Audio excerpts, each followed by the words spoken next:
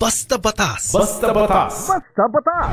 Isang example, minsan meron tayong mga abogadong kasama na of course pumanaw na at yung kanyang roll number ay nagagamit pa bilang notary public.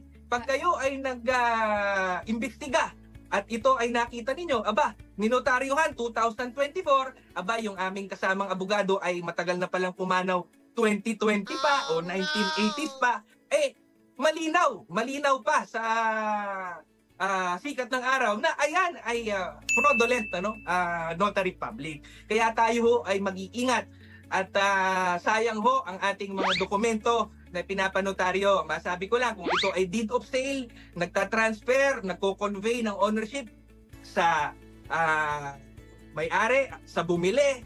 Ngayon, kung hindi po ito magiging binding at sa buong mundo, baka ma-question pa ho ito. Huwag na ho kayong magtipid, mura lang naman po. Basta Batas. Basta Batas. Basta Batas.